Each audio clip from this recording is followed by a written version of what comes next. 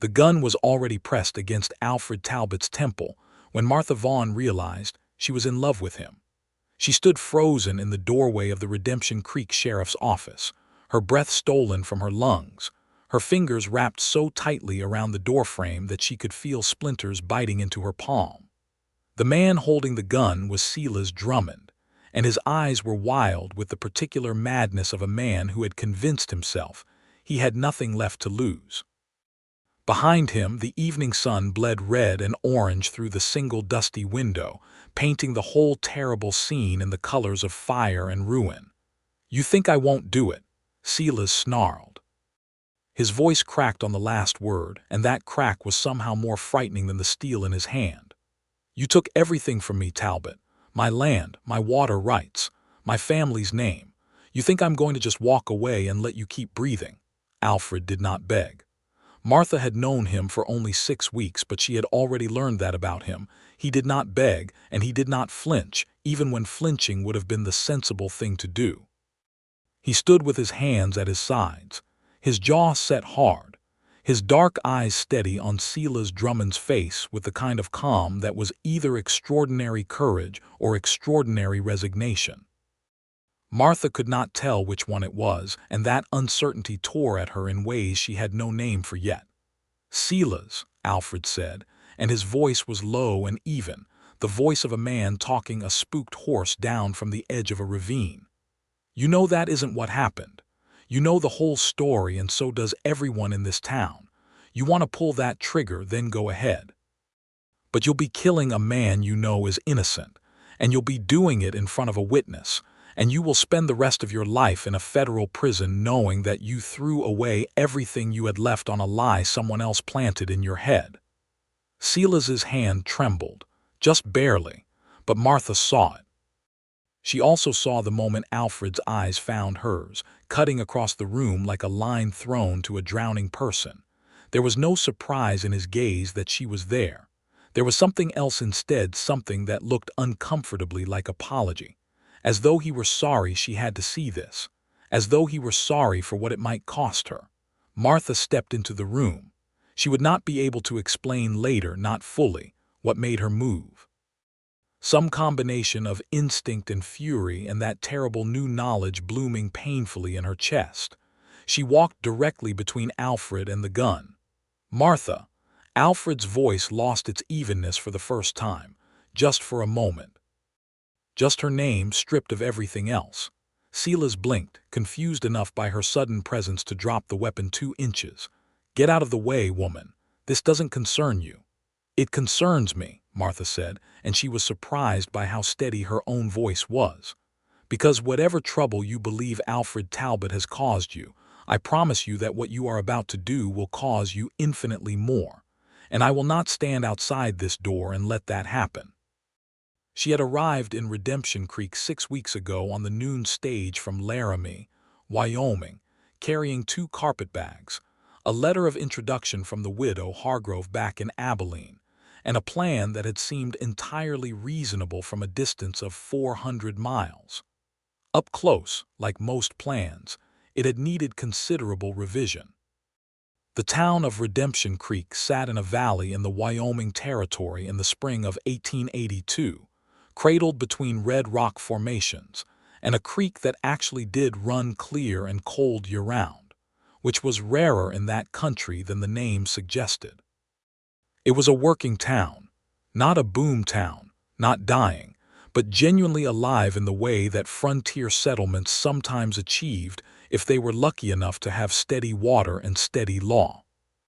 There was a general store, a livery, a hotel that doubled as the stage stop, a church that had been built by the previous pastor and was now presided over by an earnest young man from Ohio who sweated visibly through every sermon, a schoolhouse that Martha had been hired to run, and a saloon called the Copper Dollar that was, in her professional estimation, considerably better attended than the church.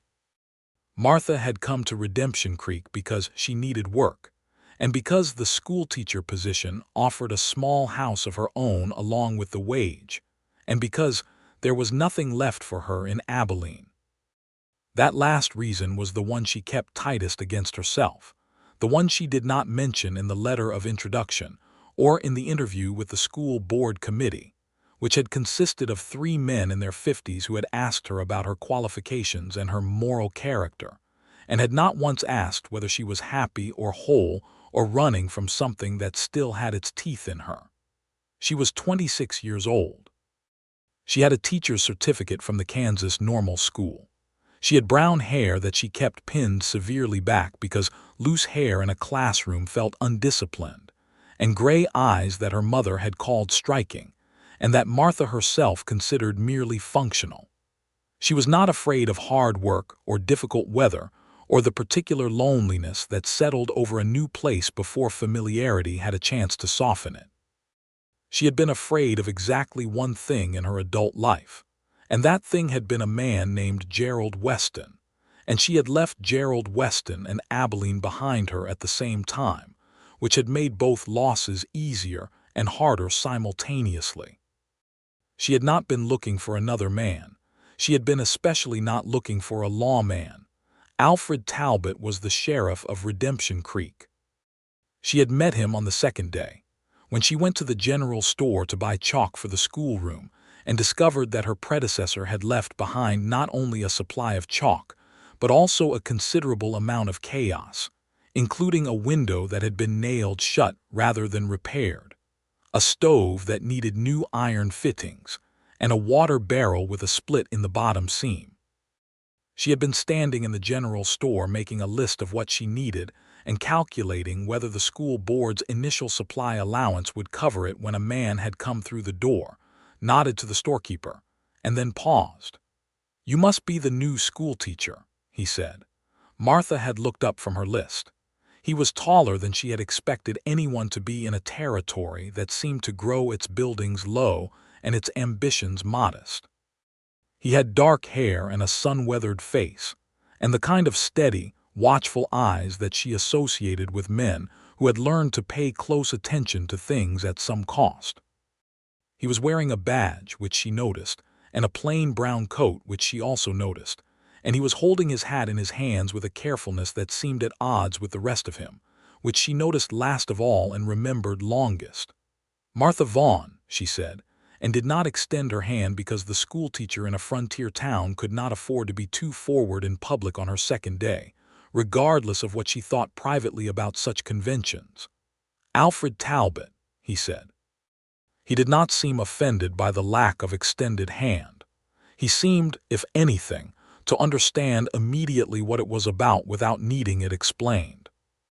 "If you need anything from the office in terms of settling in, or if there's anything that requires attention at the schoolhouse that falls outside of what the school board will move quickly on, come find me. I have some tools and some time most mornings." Martha had looked at him for a moment, trying to locate the ulterior motive, because in her experience men who offered help without being asked always wanted something in return. She could not find one. His face was perfectly readable, and the offer seemed to be exactly what it appeared to be, a straightforward extension of community goodwill from the town's law enforcement officer to its newly arrived educator. "Thank you," she had said, meaning it carefully. He had nodded, bought a tin of coffee and a box of rifle cartridges, and left.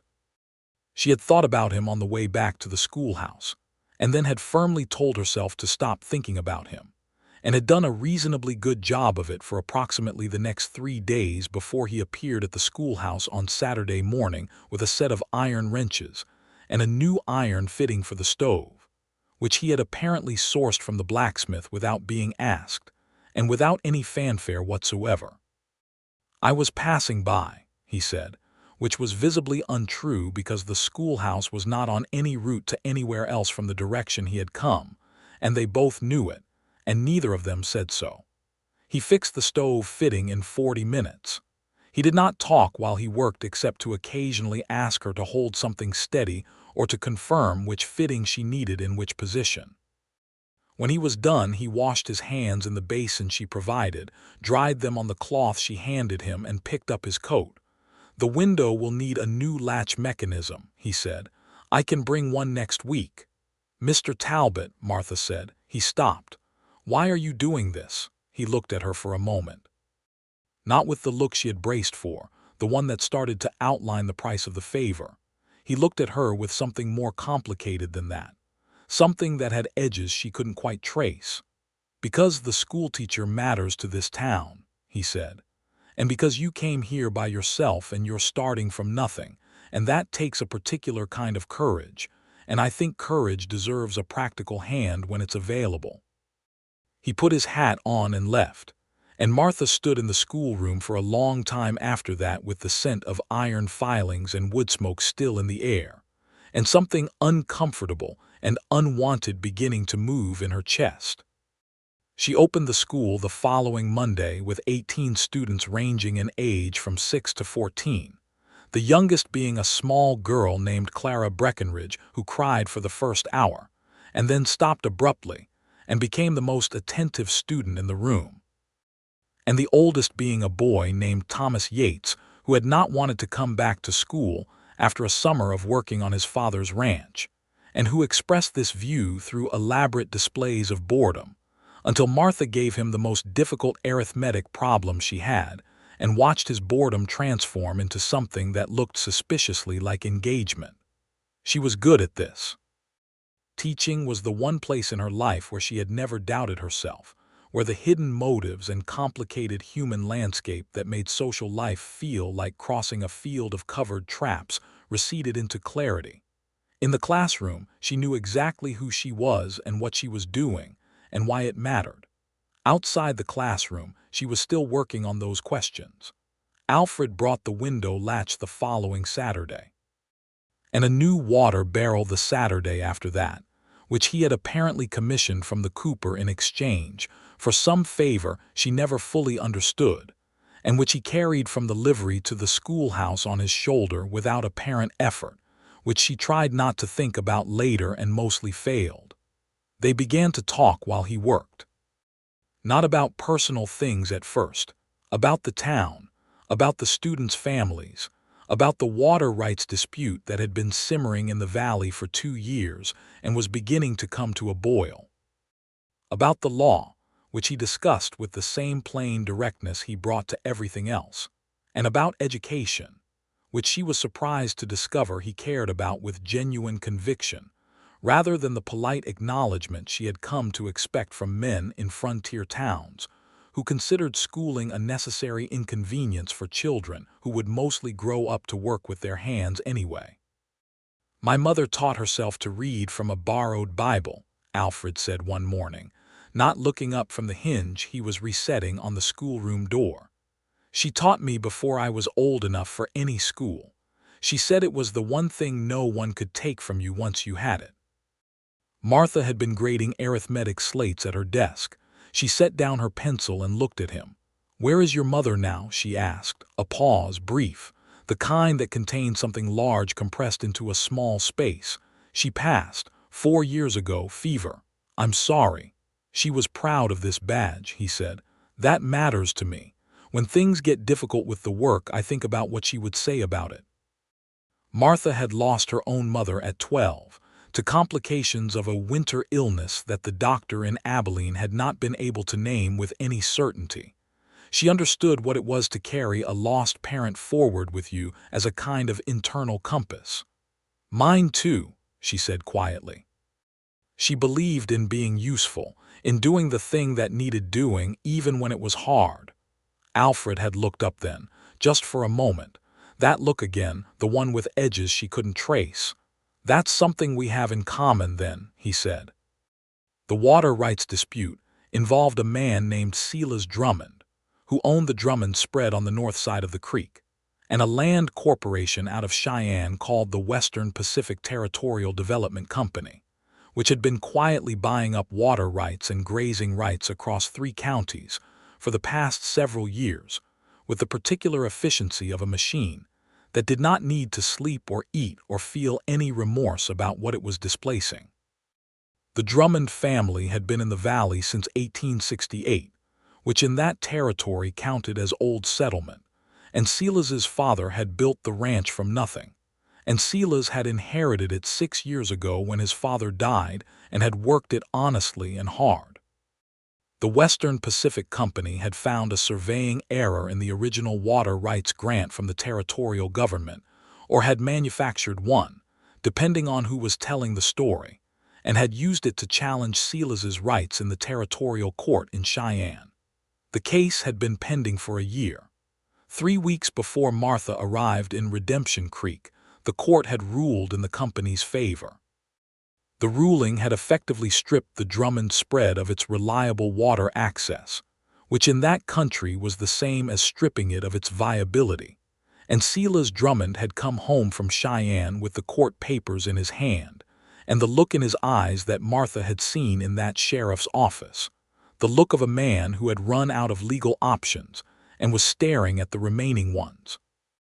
Alfred had testified in the Cheyenne case on behalf of the Water Rights Office, documenting what he had found in the county records. He had testified honestly, which had meant testifying to facts that the company's lawyers had used in ways he had not anticipated and had not intended. He had come back from Cheyenne 3 days before the ruling with the particular expression of a man who has done what he believed was right and is not certain what the cost of that will be. The cost, it turned out, had come in the form of Silas Drummond appearing in the sheriff's office at dusk on a Thursday with a Colt revolver and 14 months of grief and fury looking for a target. Martha had been walking back from the general store when she heard raised voices through the office window. She had not hesitated. That, she thought later, was the detail that told her the most clearly what had already happened inside her without her knowledge or consent. She had not hesitated at all. Silas Drummond put the gun down.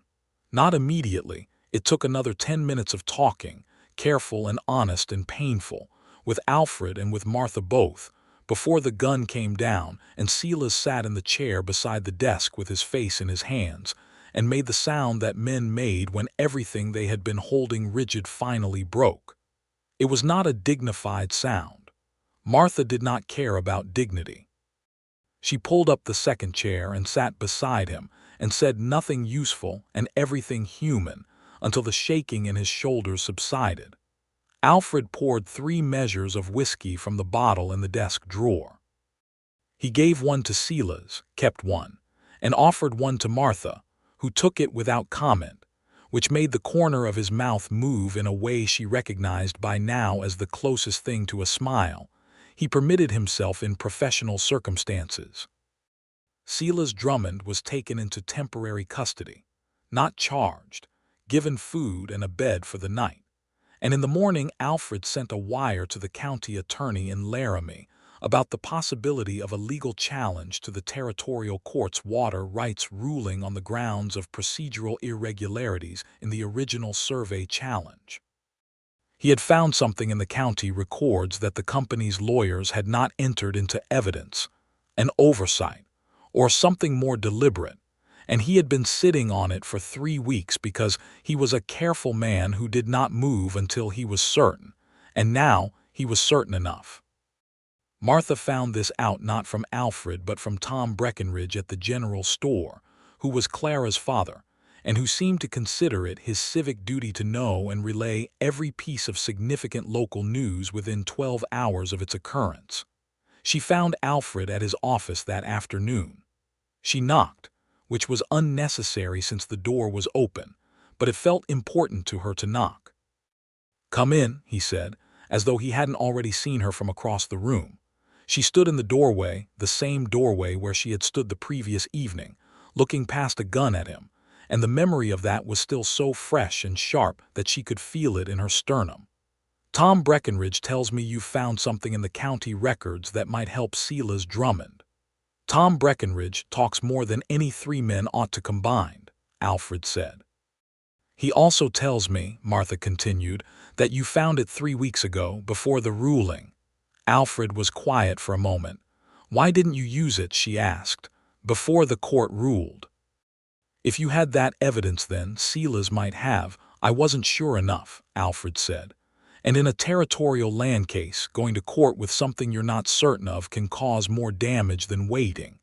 If the company's lawyers had been able to discredit the record I found before I could fully document its authenticity, it would have closed that door permanently. I needed time. Martha looked at him. The afternoon light was coming through the office window at a long angle, the kind of light that made everything in its path look more complicated and more honest at the same time. Silas Drummond pointed a gun at you last night because he believed you had helped destroy him. I know. And you stood there and didn't tell him you were working on it. He wasn't in a state to hear it, Alfred said simply, and I wasn't certain enough yet. I will not tell a man in that much pain something that might be hope when I'm not yet sure it's real. That would be crueler than saying nothing. Martha had been thinking about that particular ethical calculation ever since she'd left the office the previous night. She had been thinking about it from the angle of fury at a system that had put Silas Drummond in that chair with that gun, fury at the company that had taken his water rights, fury at a territorial court that could be manipulated by money and connections while honest men lost everything. And she had also been thinking about it from the angle of Alfred Talbot himself, and what he had and had not said, and why, and what it revealed about the architecture of the man. She sat down in the chair across from his desk, the one that Silas had occupied the night before. "Tell me what you found," she said. He told her. It took an hour, and at the end of it she understood the legal situation better than she had understood it before. And she also understood something about Alfred Talbot that she had not fully understood despite 6 weeks of proximity, which was that his caution was not coldness. His deliberateness was not distance. He was a man who measured every word and every action against a standard he had set for himself, and held to with a consistency that she found simultaneously exasperating and extraordinary. And the standard had at its center a commitment to honesty that was so thoroughgoing it occasionally created costs he was willing to bear without complaint. "Can you get the water rights restored?" she asked. "I don't know," he said. "Probably not fully, but there may be grounds for a new hearing, and there's a legal theory about the company's acquisition process that the county attorney thinks has merit." He paused. "It will take time." "How much time?" "Months, possibly longer." Martha nodded. Outside the window, Main Street was doing its late afternoon business. The stage had come and gone. The general store was being swept out. 2 cowboys from one of the eastern spreads were tying up horses in front of the Copper Dollar. The ordinary machinery of a frontier town in 1882, turning on its axis. "You do this," she said, meaning all of it, the records and the legal research and the careful building of cases that might take months to resolve and might resolve badly. "You do all of it even when it's thankless." "It's the job," Alfred said. "It's more than the job," Martha said. "Most men with a badge do not spend their evenings in county record books looking for surveying errors to help a man who just held a gun to their head." Another pause. He was looking at her with that expression she had not yet found a name for. "He had reasons," Alfred said. "Not justification, but reasons." A man who has reasons deserves someone who will look for what can still be done, even after the reasons lead him somewhere terrible. Martha held his gaze for a moment longer than was strictly conversational. Then she stood up, straightened her skirt, and moved toward the door. At the doorway she stopped. "Mr. Talbot," she said. "Miss Vaughn. Thank you for the barrel and the stove fitting and the latch, and for all of the Saturday mornings." He looked almost startled, as though thanks from her was something he had not expected and did not know quite where to put. "You don't need to." "I know I don't need to," she said. "That's why I wanted to." She walked home to the schoolteacher's house with the evening air cool on her face and something warm and dangerous moving steadily through her chest. And she sat at the table in her kitchen and looked at the letter she had been writing to the widow Hargrove in Abilene, and read over the last 3 paragraphs she had written, in which she had carefully and perhaps somewhat excessively described the competence and physical qualities of the town's sheriff. And she folded the letter up and put it in the stove and watched it burn. The following Saturday he did not come to the schoolhouse, and Martha told herself she was not disappointed, and the quality of her disappointment was so specific and so detailed that she had to laugh at herself alone in the schoolroom, which was not something she did often and which felt oddly freeing. He came on Sunday instead in the afternoon and knocked on the door of the schoolteacher's house, which was separate from the schoolhouse itself, and sat behind it facing the creek. She answered the door, and he was standing there with his hat in his hands again, that same carefulness, and he was not wearing his badge, which she noticed, and his expression was different from the usual careful sheriff's expression, slightly more uncertain, slightly more human. "I came to ask if you'd like to walk to the creek," he said. "It's a good afternoon for it, and I thought, if you had no particular obligation—" "I'd like that," Martha said, and got her shawl before he could reconsider, or she could talk herself out of it. The creek in late April was beautiful in the specific way of water that had come a long way through difficult country. They walked along its bank for half an hour before either of them said anything of consequence, which did not feel like silence so much as a mutual agreement to simply be in the same place and breathe the same air, and Martha discovered that she had not felt that kind of ease beside another person since she was a child. "You never said why you came to Redemption Creek," Alfred said eventually. "You never asked," she pointed out. "I'm asking now." She looked at the water for a moment. The creek ran over smooth stones, and the late afternoon light made it flash and shift. "The position was open," she said, "and I needed a new start." "From what?" It was a direct question, and she appreciated that more than she could have explained.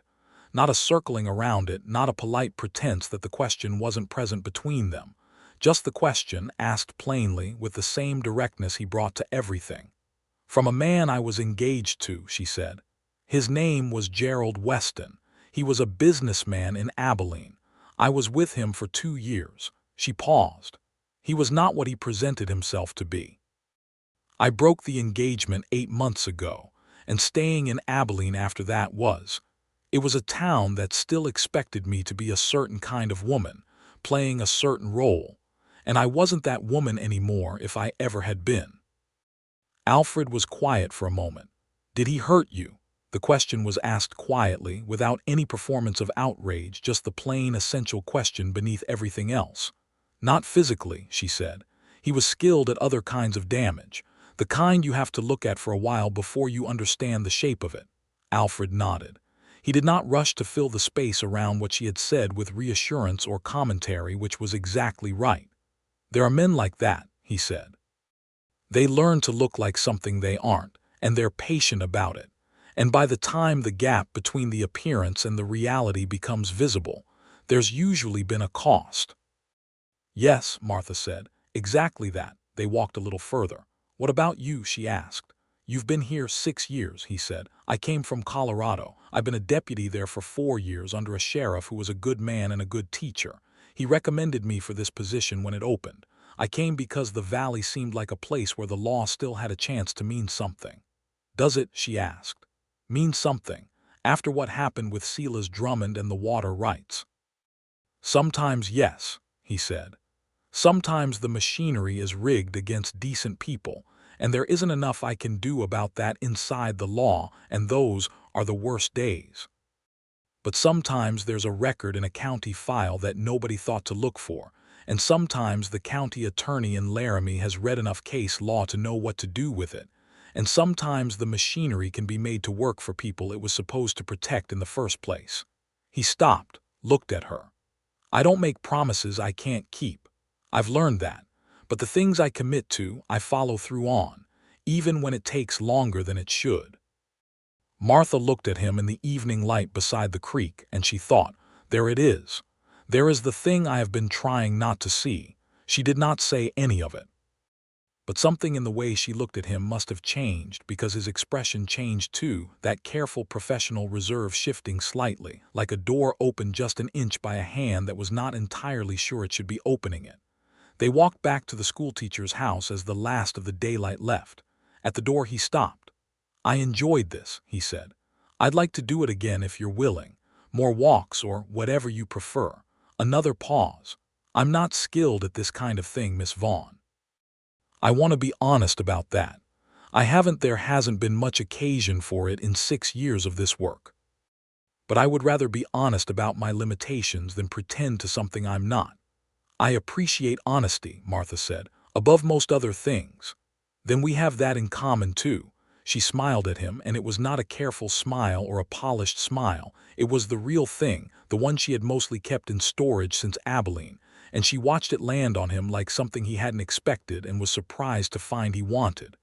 "Good night, Mr. Talbot," she said. "Good night, Miss Vaughn." She went inside. She stood with her back against the closed door in the darkness of her hallway and put her hands over her face and took 3 long, slow, deliberate breaths. And then she went to the kitchen and made tea and sat at the table and told herself firmly that she was a rational woman with excellent judgment and hard-won self-knowledge, and that this was exactly the kind of situation her excellent judgment should be guiding her away from, and that she was almost certainly not going to listen to her excellent judgment in the slightest. The county attorney wrote back from Laramie within the week.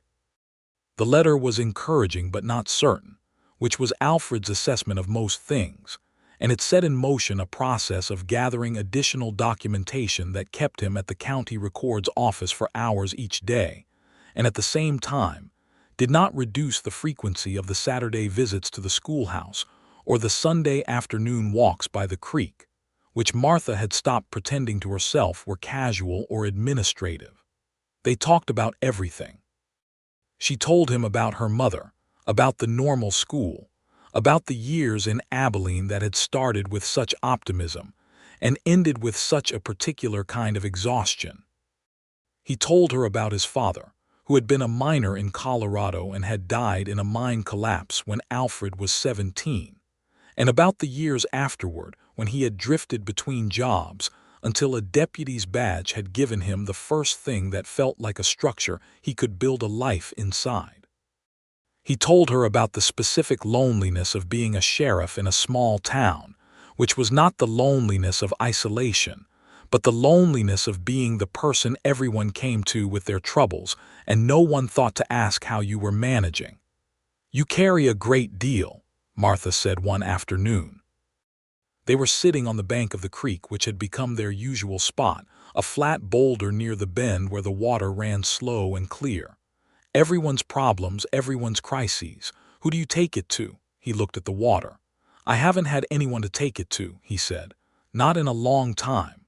"You have me," Martha said, and then felt the plainness of what she had said and did not take it back. He turned to look at her. The sun was low, and his face in that light was the face of someone taking a careful inventory of something extremely valuable that he had not expected to find. "Martha," he said. It was the first time he had used her given name, and the way he said it, quietly and precisely, as though it were something worth pronouncing correctly, made her want to close her eyes. "Alfred," she said, which was the first time she had used his, and the surprise on his face was so genuine and unguarded that it made her chest ache. He took her hand, carefully, as though asking permission at every stage of the motion. His hand was large and work-roughened and warm, and she turned hers over and held it, and they sat like that beside the creek, while the evening came down around them and the water ran on without comment. 2 weeks later, a rider came into Redemption Creek from the north end of the valley with news that Silas Drummond's barn had been burned. No animals had been inside, and Silas himself had been unhurt, but the message was clear. The Western Pacific Territorial Development Company had associates in the valley who did not want the legal challenge to proceed, and they had found a way to communicate that preference. Alfred was at the Drummond spread within the hour. Martha found out about it from Tom Breckenridge, who found out about it from his wife, who had been talking to Silas's daughter outside the general store. By the time Martha had heard the news, processed it, thought about what it meant, and decided what she was going to do about it, she had also decided something else, something she had been circling for 3 weeks without landing on directly. She went to Alfred's office that evening. He was at his desk, writing a report by lamplight, and he looked up when she came in. "You've heard," he said. "Yes." She sat down. "Is Silas all right?" "He's angry, more determined than before, if anything. The company miscalculated. Burning a man's barn doesn't make him surrender. It makes him fight harder, and it also creates a separate criminal matter that gives us additional legal leverage. Alfred rubbed the bridge of his nose. But it means the stakes have gone up. They're willing to use violence to stop this challenge, which means it might not stop at property. Are you concerned for your own safety? He looked at her with an expression that said he was probably more concerned for hers, which was not a conversation they had had yet but which was apparently now arriving. Alfred, she said. Martha. I know what I feel, she said. I have been being careful about it because I have been careful about things before and it has served me. And because I do not want to make the same kind of mistake I made in Abilene, which was to invest too much faith too quickly in someone whose promises turned out to be hollow. She paused. But you are not Gerald Weston. You are not even in the same territory as Gerald Weston, in any sense that matters. And I think I have been using the memory of that experience as an excuse to stay at a distance that I don't actually want to keep. Alfred had set his pen down at some point during this, and was watching her with such careful attention that she could feel it on her skin. What are you saying? He asked. I'm saying that I would like to stop pretending this is something other than what it is, Martha said, and that I want to know whether you feel the same way before I say anything else. He stood up from behind the desk. He came around it and stood in front of her, and she stood up too, because sitting while he was standing felt wrong, and they were almost exactly of a height to look each other in the eye, which she had noticed before and appreciated now for the egalitarian intimacy of it. I cannot promise you much, he said.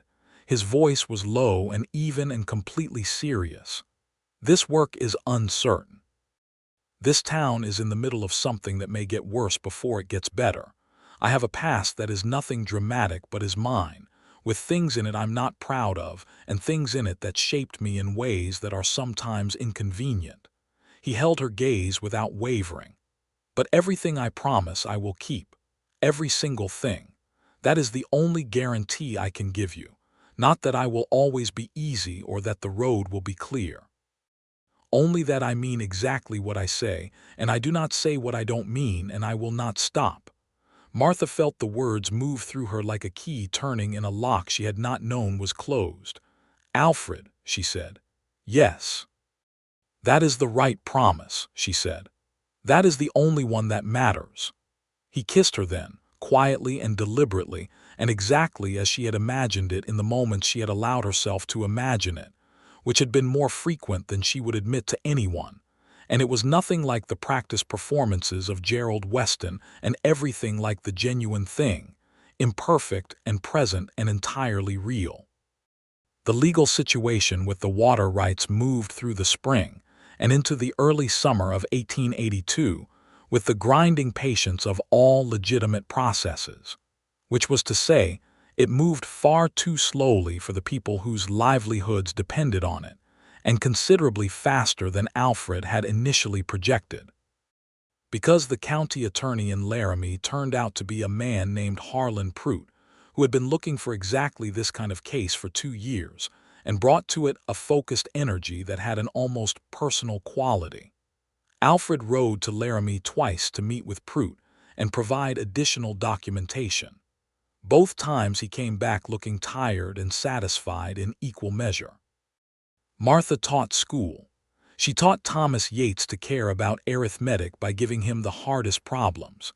She taught Clara Breckenridge to stop crying at the door by giving her a job to do every morning carrying in the wood for the stove, which transformed the drop-off from abandonment into purpose. She taught 17 other children in various stages of engagement and resistance, and she found, for the first time in the 2 years since Gerald Weston had begun to unravel what she had built of herself in Abilene, that she felt entirely her own again. On the evenings when Alfred's work allowed it, they ate supper together at her kitchen table or at the hotel dining room, and they talked or read or sat in comfortable quiet that neither of them felt any need to fill. He was not a man who performed joy or warmth, but the real versions of both were present in him, quiet and sure, and she found that the real things suited her better than the performed ones ever had. In June, he asked her to marry him. He did it without ceremony or elaborate preparation, sitting at her kitchen table on a Wednesday evening with his coffee cup between his hands and his eyes on her face with that familiar steady attention. "I want to ask you something," he said. "Ask," she said. "I want to marry you," he said. "I want to build something with you in this valley, a home, a life. I know it's not certain what this territory will look like in 5 years, what the legal landscape will look like, any of it, but I meant what I said at the beginning. I cannot promise you certainty or ease. I can promise you constancy." Martha put down her own cup. "Yes," she said. "Yes. Yes, Alfred, I would like to marry you." He let out a long breath that she realized had been compressed behind a considerable amount of tension, which she found endearing and told him so, which made his expression do something complicated and fond. They were married in September of 1882 in the church in Redemption Creek, with Harlan Prout riding down from Laramie for the occasion, because he had developed a personal attachment to the legal case that had broadened into an attachment to the people involved in it, and with Silas Drummond as one of the witnesses, which felt right to both of them.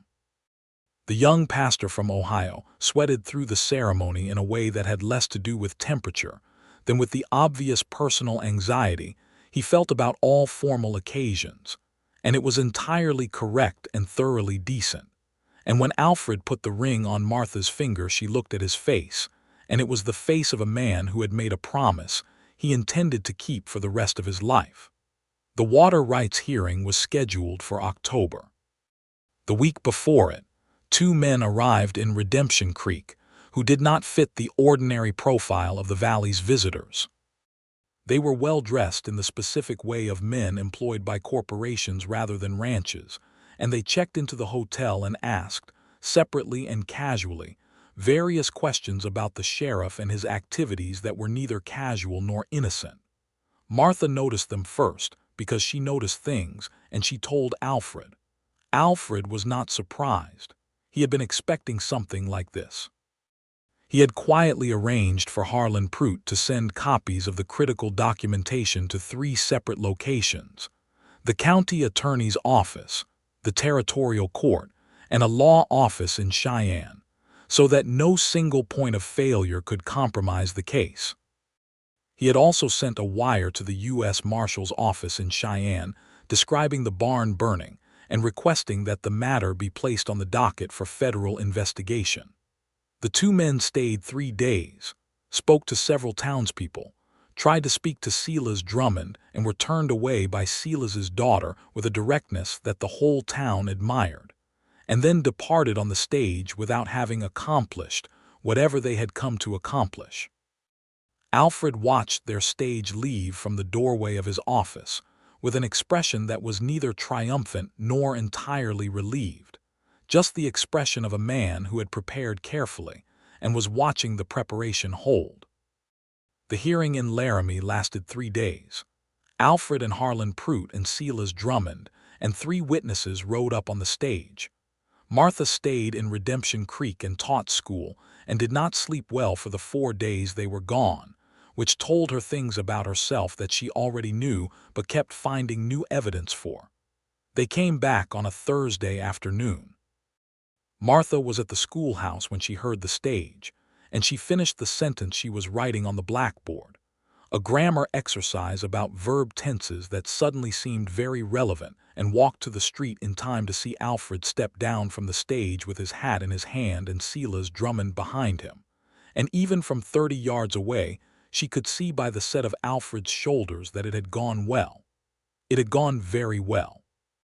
The territorial court had agreed to a partial restoration of the water rights, and the Western Pacific Company's original acquisition of the contested rights had been referred for further review on the grounds of procedural irregularities in the original survey challenge, which was exactly what Alfred had found in the county records, and the federal investigation into the barn burning had been opened, and 2 of the company's local associates had already been identified. It was not everything. The full restoration of all the Drummond water rights would take more time and more legal work, and the company was large enough to keep fighting. But the immediate crisis was resolved, and Silas Drummond would be able to water his cattle through the coming season, and the legal foundation for the longer battle had been established.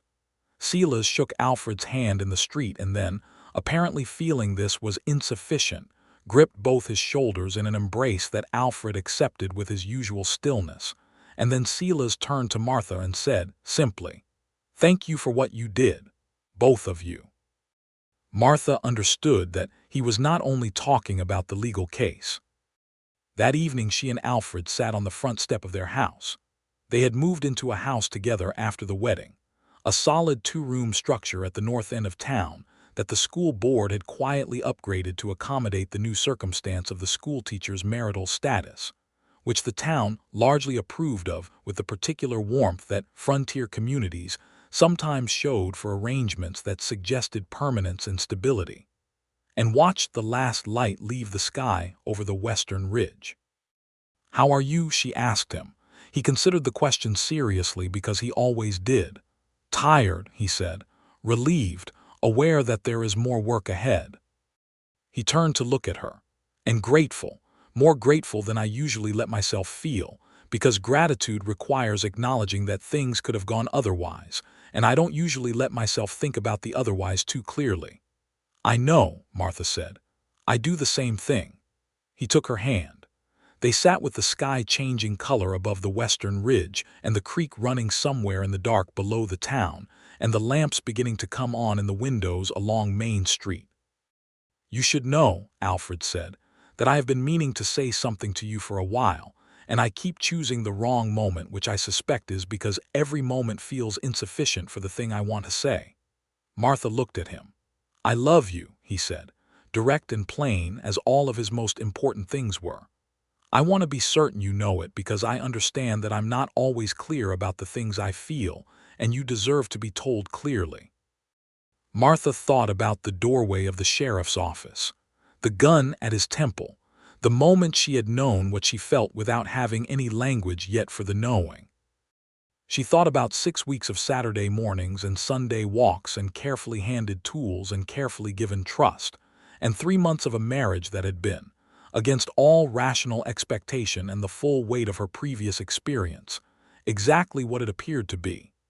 "I love you," she said back, with the same plainness, because she had learned from him that plainness was the most honest shape a statement of consequence could take. He kissed her, there on the front step in the dark with the last light almost gone from the ridge, and she leaned against him and felt the particular kind of peace that comes not from the absence of difficulty, but from the presence of someone you trust completely to stand beside you while the difficulty is navigated. The winter of 1882 to 1883 was hard. Wyoming winters were almost always hard, but this one had an unusual severity, a sustained cold that began in November and did not let up through February, with 3 blizzards that closed the stage road for days at a time and made the valley feel very small and very separate from the wider world. It also had, counterintuitively, the quality of a gift, because the forced proximity and the shared work of managing through extreme weather was a kind of accelerated intimacy that filled in the spaces between people that gentler seasons could leave unfilled. Martha kept the school open through the worst of it, which required coordinating with parents about safe travel conditions and establishing a system of signals. A red flag on the schoolhouse bell post meant conditions were safe enough for children to walk. No flag meant stay home, and meant that on several storm days she was at the schoolhouse alone, working on lesson plans and reading, and occasionally helping the pastor's wife, whose name was Dorothea and who had become. Gradually, and with the slightly surprised quality of 2 people who discover they have more in common than they expected, Martha's closest friend in Redemption Creek. Dorothea was from Cincinnati and had come west with her husband with a faith in adventure that had been tested considerably by Wyoming winters and general store dried beans, and the discovery that frontier pastoral life contained rather more mud than the novels suggested. She was funny and sharp and generous, and she and Martha spent several afternoons a week in each other's company, talking about books and children, and the particular experience of being educated women in a place where education was valued practically more than intellectually. Alfred's winters were complicated by the fact that harsh weather both reduced the available daylight and increased the kinds of trouble that isolation and cold and economic pressure created among people. And he spent several weeks managing disputes and small crises with the patient thoroughness that characterized his work. He also, in February, rode 3 days north through the worst of the remaining cold to deliver documents that were needed for the continued federal investigation into the Western Pacific Company's activities, because they needed to arrive before a specific legal deadline and the stage was not running. And when he came back, Martha met him at the door and held on to him for a long moment before either of them said anything, and the depth of her relief at his return was something she had learned by then not to suppress. "You were worried," he said, his chin on top of her head. "I was," she said. "I told you I would be back by Thursday." "You did." "I was back by Thursday." "You were," she agreed. "I was still worried." He held her tighter for a moment. "I understand that," he said. "I'm sorry for the worry. I'm not sorry for the going because it mattered, but I'm sorry for the worry." "That is exactly the right thing to say," she told him. By April, when the winter finally broke and the creek ran high and fast with snowmelt and the valley came back to life in that sudden, almost violent way of northern springs, Martha knew she was carrying their first child. She calculated carefully before she said anything, wanting to be certain, and then told Alfred on a Sunday morning in the kitchen while he was making coffee, and watched his face do something she had only glimpsed before in unguarded moments, a full and undefended joy. "Are you well?" he asked immediately, because that was Alfred. The joy and the immediate practical concern for her, simultaneous and equal. "Perfectly well," she said. "I feel better than I have in months, actually." He came around the table and held her face in his hands, and looked at her with an expression so full of something love and gratitude and a kind of wondering seriousness, that she felt it press against something she had been holding tight for years without fully knowing it, and it opened, and the opening was not loss but expansion. Their son was born in November of 1883, delivered by the doctor who had arrived in Redemption Creek 6 months earlier, a young man from Pennsylvania named Dr. Samuel Voss, who was rigorous and competent, and who Martha had been deeply relieved to discover, given that the previous medical option had been a combination of the druggist's advice, and whoever's mother had the most experience with births in the valley. They named him Thomas James Talbot, Thomas for the student whose boredom had been the first thing Martha had transformed in Redemption Creek, and James for Alfred's father, the miner in Colorado who had died too young. Thomas James arrived in the world at 4 a.m. in November with the particular fury of a child who has strong opinions about the inconvenience of being born, and he was red-faced and loud and entirely healthy, and Alfred held him within the first 10 minutes with the concentrated focus of a man to whom this new responsibility was the most serious thing he had ever been given.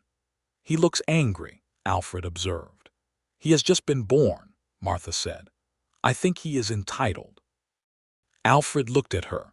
The lamp on the table made the room warm and small against the November dark outside, and Dr. Voss had left an hour ago, and Dorothea, who had stayed through the whole of it, had gone home to her own household, and it was just the three of them in the quiet of the very early morning. "You are extraordinary," Alfred said, not with any performance, just the plain statement. "I am tired," Martha said, "but thank you."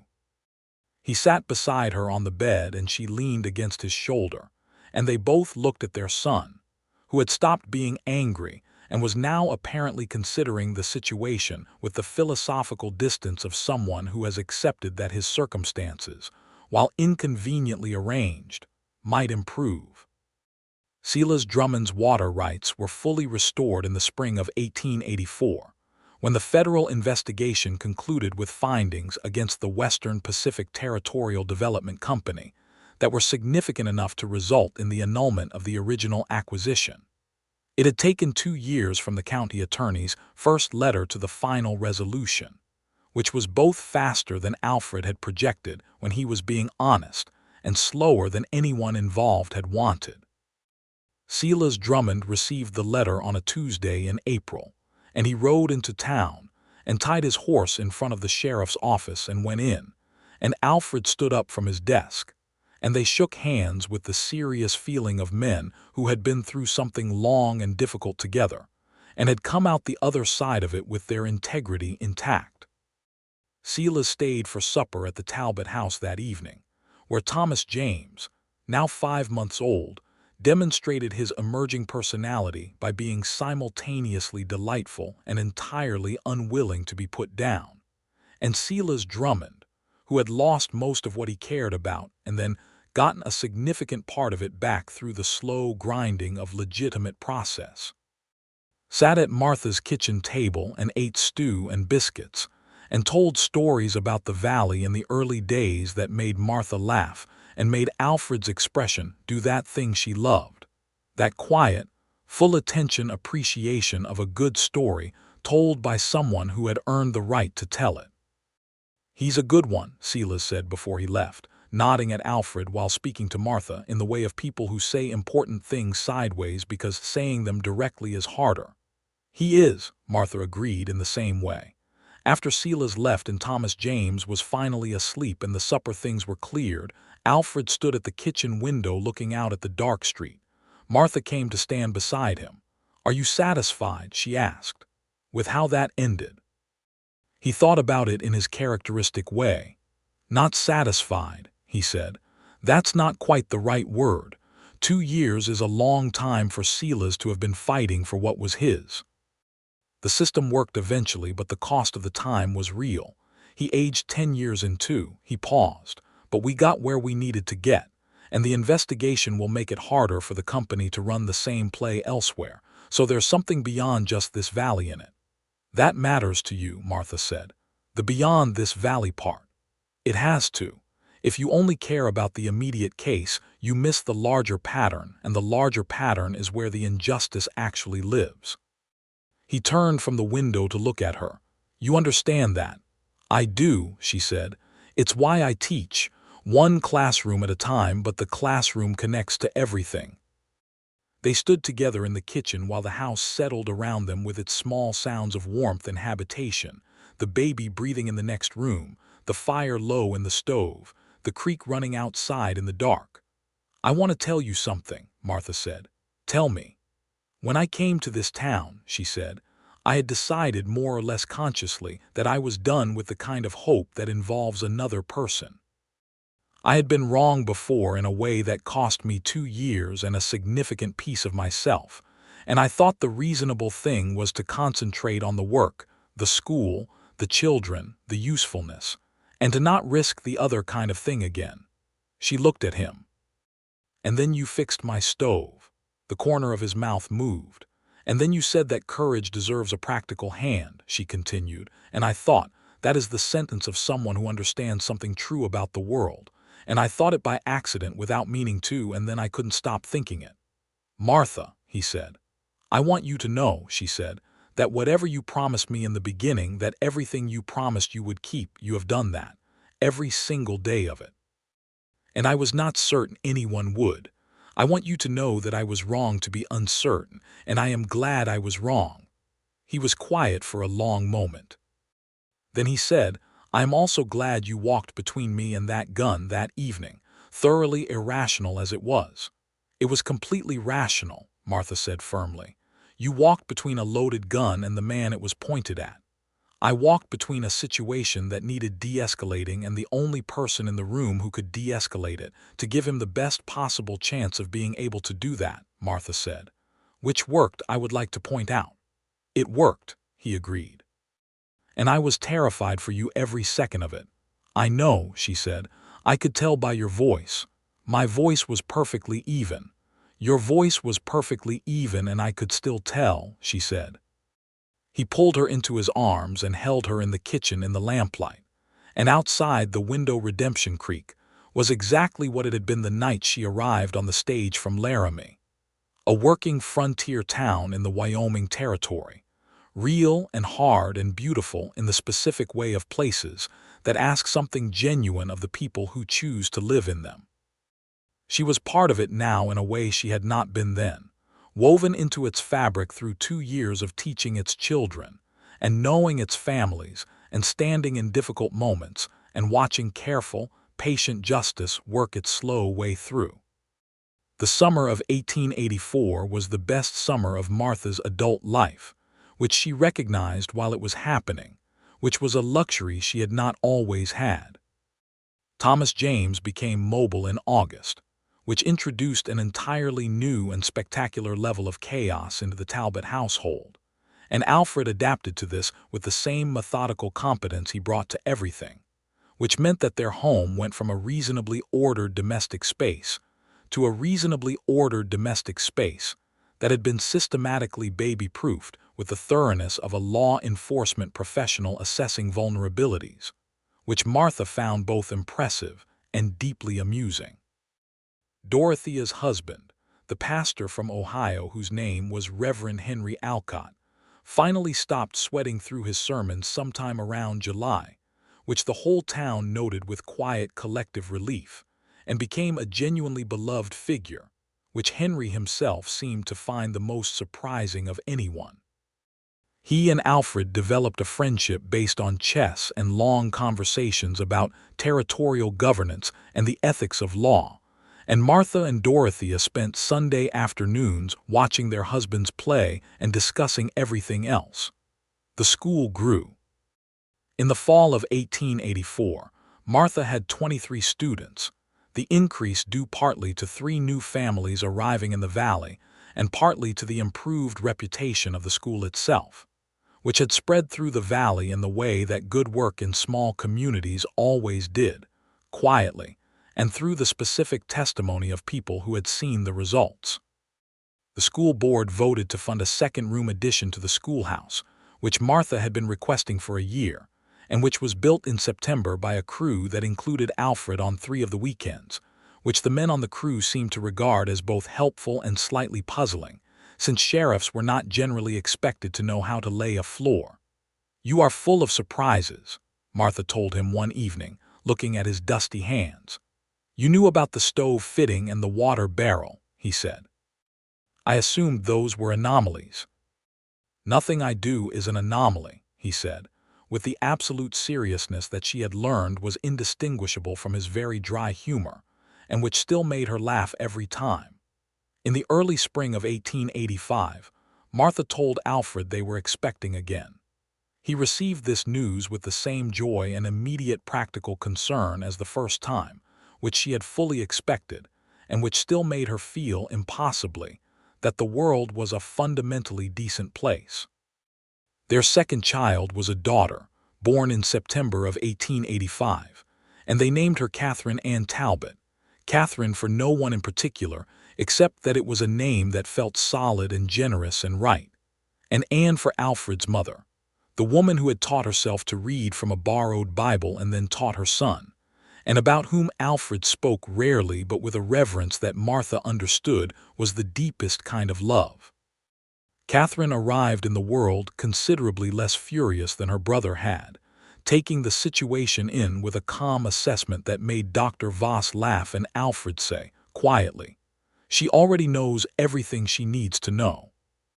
Thomas James, now almost 2, was introduced to his sister with the solemnity of a child who has been told something important and is still deciding what he thinks about it. He looked at her for a long, considering moment and then announced, "Small. She will get larger," Alfred told him. "Like me? Like you." Thomas James accepted this with a nod, apparently satisfied. Redemption Creek in the late 1880s became something different from the frontier town that Martha had stepped off the stage into in 1882. Not different in the way of loss, but different in the way of maturation. The railroad came through the valley in 1887, not directly through the town but close enough that a spur line was built, and with it came regular mail and more reliable goods, and a connection to the larger world that changed the daily texture of life in ways both welcome and complicated. New families arrived. The school grew again. The Copper Dollar Saloon had a brief period of expansion and then settled back into its established size, as though it had considered its options and decided that it was comfortable with what it was. Sila's Drummond rebuilt. Slowly, and with the specific quality of determination that belonged to people who had lost things and gotten them back through effort rather than luck. He rebuilt the ranch and the barn, and even something of the optimism that had been damaged by the long legal fight. He never quite became an easy man. The fight had marked him in permanent ways, but he became a reliable one, and he came to the Talbot house for supper several times a year and watched Thomas James and Catherine grow with the affectionate attention of someone who had no children of his own and had decided that other people's were an acceptable substitute. Alfred was reappointed sheriff in 1884 and again in 1887, each time by a unanimous vote of the town council, which was unusual enough in frontier politics to be worth noting. He was, the town had collectively decided, the right man in the right place, which was not always or even often the case in small western towns of the era, and which the town knew was worth holding onto. He was also, Martha thought, simply Alfred, constant in the way he had promised from the beginning. Present in the mornings and present in the evenings, and fully engaged with his children and with her, not in the performed manner of men who understood domesticity as an obligation, but in the genuine manner of a person who had found what he wanted and gave it his full attention. He read to Thomas James every evening in the lamplight, working through books that Martha provided from the school library, and the sight of them together, Alfred's large frame hunched slightly over a book, Thomas James on his lap following the words with a child's absolute absorption, was one of the images she came back to when she tried to take the full accounting of what her life had become. Catherine was, from the very beginning, a different order of personality from her brother. Thomas James was earnest and methodical, very much his father's child in his approach to problems, which was to examine them carefully from all sides before committing to a direction. Catherine was, as Dorothea said with great accuracy, a force of nature in a very small package. By the time she was 2.5, she was conducting elaborate negotiations with her brother about toy ownership and meal precedence that made Alfred and Martha look at each other over her head, with the specific shared expression of parents who are trying very hard not to laugh at something their child is doing. "She is going to run something," Alfred observed one evening. "She already runs this household," Martha said. "Then we are getting her accustomed to her vocation early."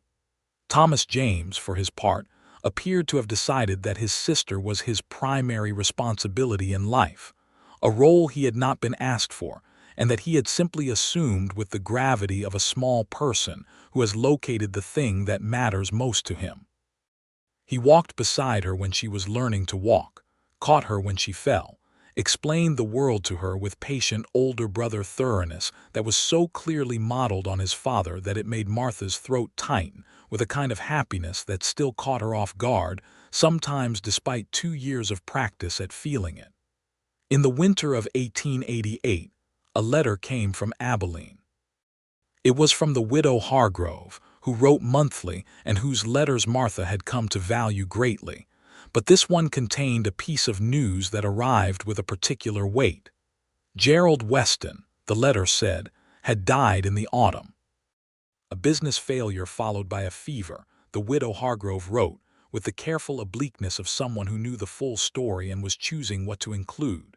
He had not, it seemed, found another woman to engage, or had found several and treated them in patterns similar to what Martha had experienced. Martha read the letter at the kitchen table and then sat with it for a while. Alfred was at his office. The children were napping. The winter light came through the window at the long angle. She did not feel triumph. She did not feel grief. She felt mostly the particular emotion of someone who has traveled a significant distance and can now see from the elevation how the landscape that seemed so complicated at close range actually lay. Gerald Weston had been a man with a dark past. He had hidden carefully and hidden motives he had deployed with skill, and he had caused her real damage.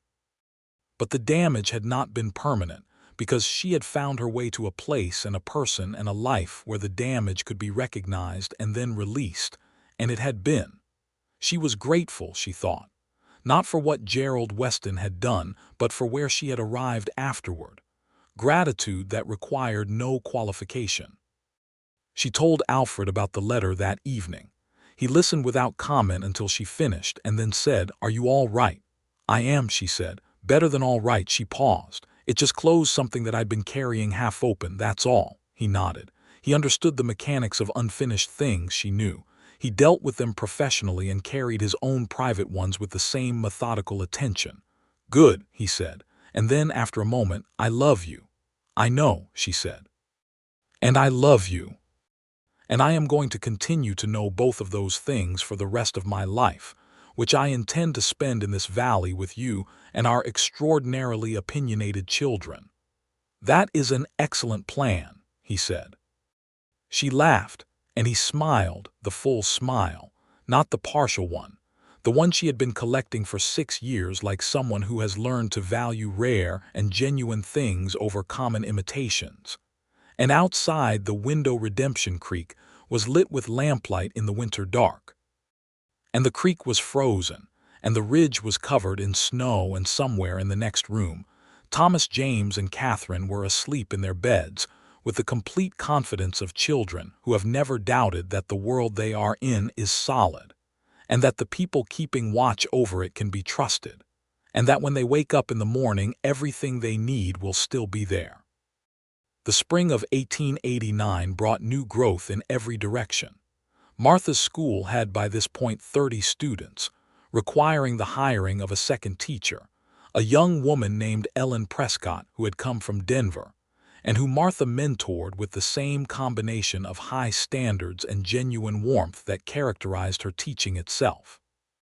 Thomas James, nearly 6, started school in September with the gravity of someone approaching a major undertaking, and the experience of being a student in his mother's school, managed carefully to avoid any appearance of favoritism, which Martha was rigorous about and Alfred appreciated, gave him a perspective on her work that gradually shifted from the abstract understanding of a sheriff's child, who had grown up hearing about school, to the specific understanding of someone who had sat in those chairs and worked at those desks, and felt the quality of the education that was being given there. He was a good student. Not because his mother was the teacher, but because he was his father's son in his thoroughness and his mother's son in his curiosity, and the combination was formidable. He read early and well.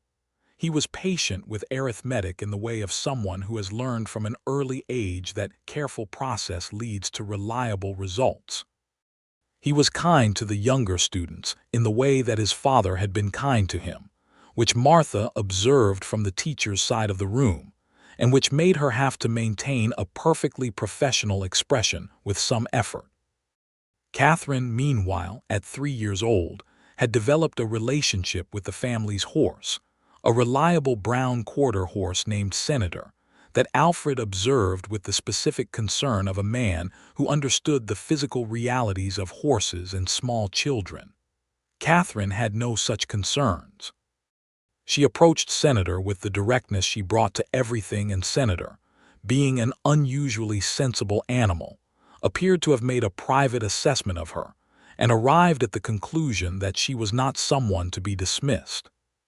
"She is going to ride before Thomas James," Alfred said, watching from the fence as Catherine conducted her 4th unsanctioned conversation with Senator through the corral rails. "She is going to ride before any sensible age," Martha agreed. "We should probably arrange for her to learn properly before she arranges it herself." "That is exactly my assessment."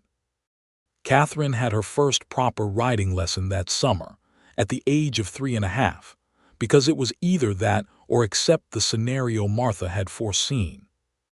She took to it with the complete physical confidence of someone who has never considered that failure is a reasonable outcome, and Alfred stood at the fence and watched her first solo walk around the corral with an expression that was so openly proud that Thomas James, standing beside him, looked up at his father's face, and then at his sister, and then back at his father, and apparently decided that some things were simply beyond explanation, and that this was acceptable.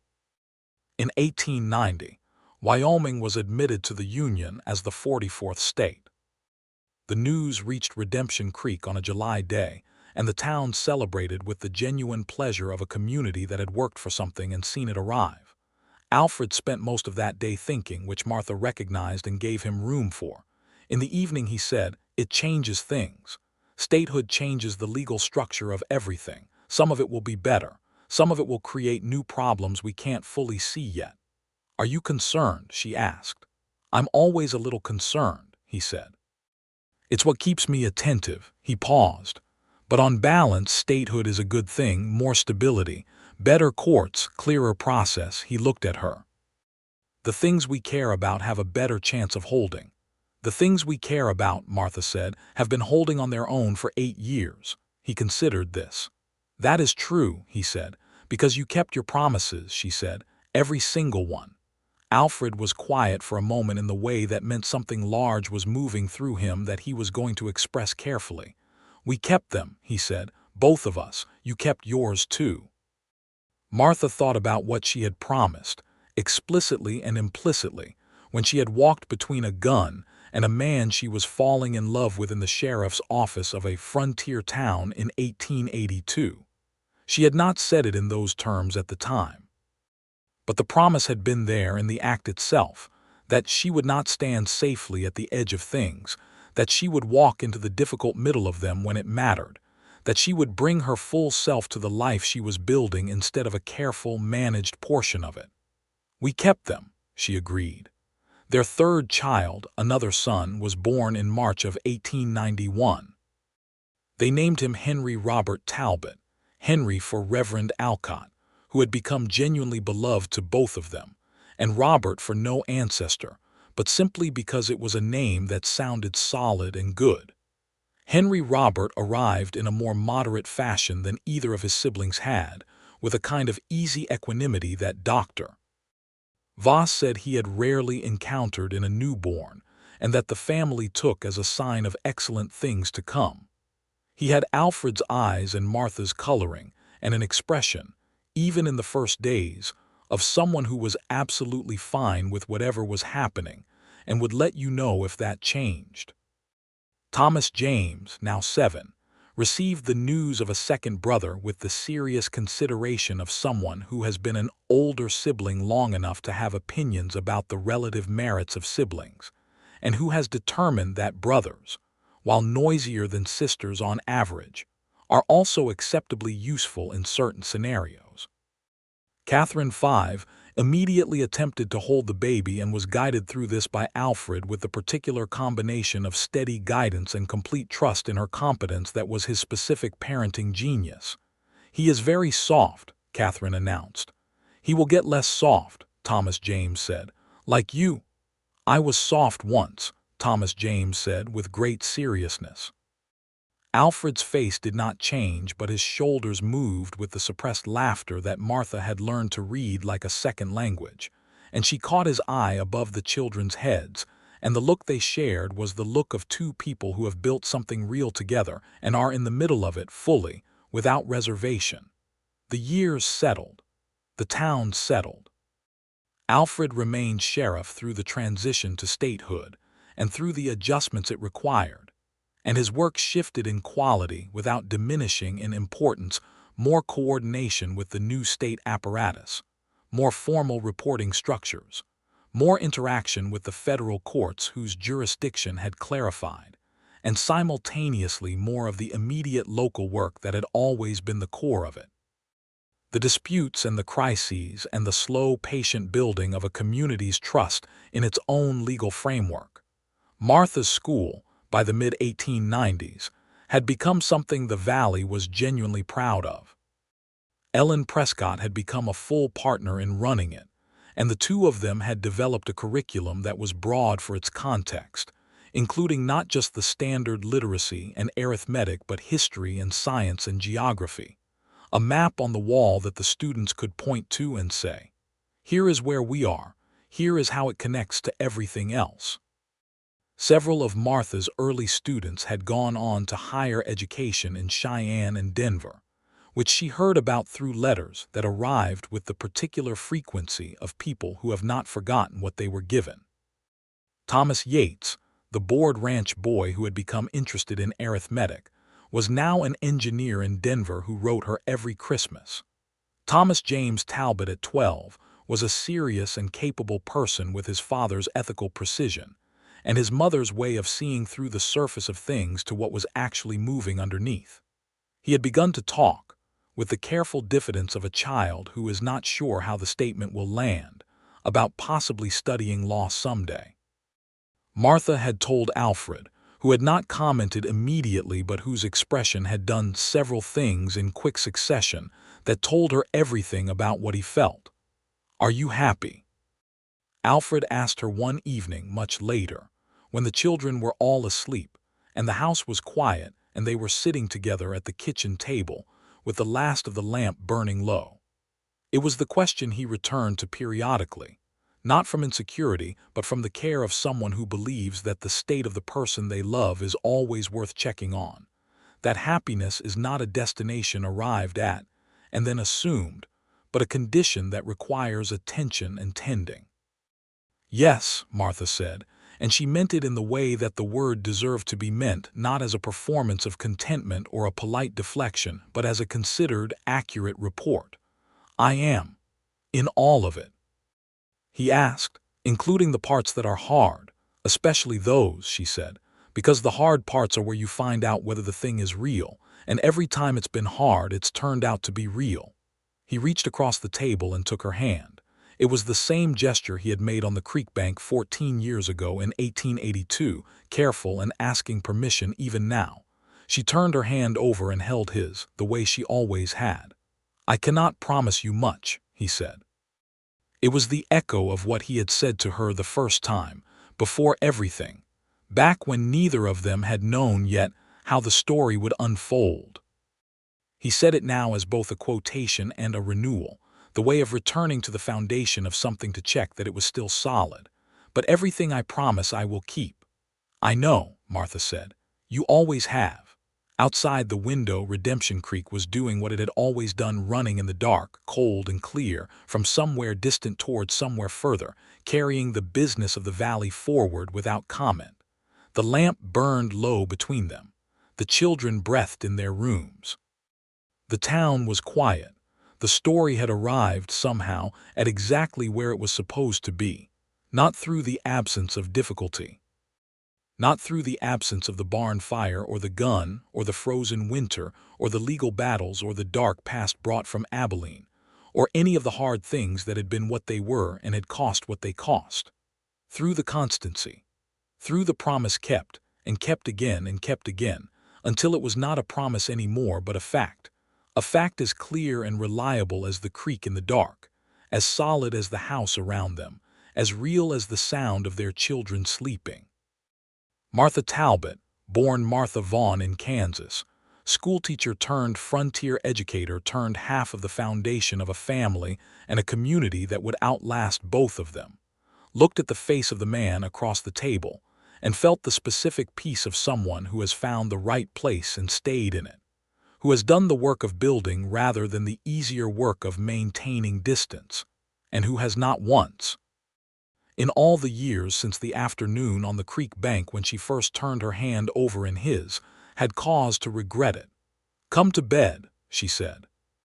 "In a minute," he said, which was his standard answer, meaning he wanted to sit with the quiet of the house for a little while longer, which she had always understood and which she had learned was one of the ways he tended to himself and to them. "Don't be long," she said. "I never am," he said. She left the lamp for him and went down the hall toward the sound of their children sleeping, and the house held everything it was supposed to hold, and outside the window the creek ran on, and it was enough. It was more than enough. It was everything that had been promised and everything that had been kept.